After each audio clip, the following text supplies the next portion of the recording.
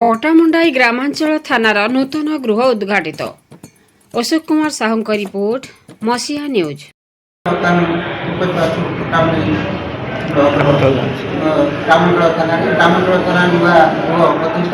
जनसाधारण नाई ना असुविधा भोगुले जनसाधारण दाबी अनुसार आज ग्रामांचल थाना नुआ प्रतिष्ठा इतिहास विषय बुझा।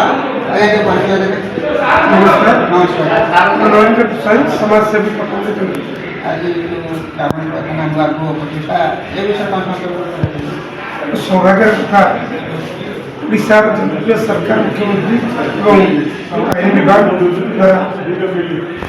केन्द्रापड़ा जिलापाल एसपी समस्त सहयोग राजनैतिक नेतृत्व समस्त सहयोग केन्द्रापड़ा जिलार पटामुंडाई ग्रामांचल थाना आज 2 वर्ष है अस्थायी भाव संसारफल राजीव सेवा केन्द्र में कार्यकारी आसूला। आज सरकार का नुआ गाइडलाइन अनुसार जो थाना आमर ये चंदननगर आदर्श स्कूल विद्यालय पाखे आज तार गृह प्रवेश दिवस। ये गृह प्रवेश दिवस को आमको एवं पूरा समस्त राजनैतिक नेतृत्व सर्वाधिक विभिन्न लोगों को निमंत्रण करते पटामुंडाई ग्रामांचल आईआईसी श्रीकांत कुमार बरिक सर जे कि आम धन्यवाद दूँ। आज एक पवित्र दिवस श्रीपंचमी दिन चिंता कर दिन बाछि गृह प्रवेश दिन आम धन्यवाद दूँ। विशेषकर पटामुंडाई आदर्श थाना ठारू आमर ये उतिकल अंचल बहुत दूरता जेहेतु सेवा पाइबा लोक सेवा पाइबा ग्रामांचल थाना को उपयोगी सब्यस्त हो विशेषकर न्याय पाइबे पाख हम और विशेषकर क्राइम ये जो हारे द्रुतगति बढ़ुची पटामुंडाई राजनगर रास्ता और भितरकनिकार रास्ता ये मेन रोड पर थानाटा आईआईसी जन अनुभवी दक्ष और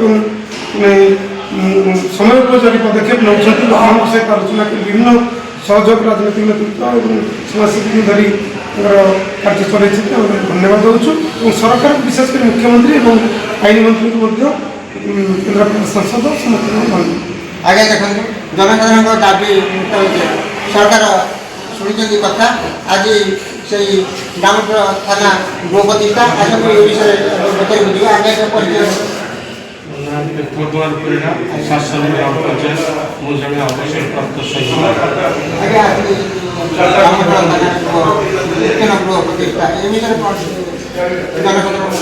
आज ग्रामांचल थाना पटामुंडाई नूतन प्रवेश आज भूमि पूजा ए बहुत ग्रामांचल एरिया बहुत उपकृत है।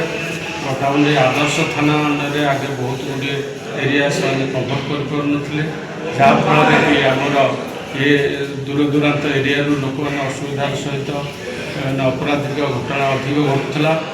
ये राजरास्ता कड़े नूतन ग्रामांचल थाना होइथिबारु एठिकार लोक बहुत उपकृत हे आम बहुत खुशी एवं साधारण लोक मैंने भी द्वारा बहुत उपकृत हे।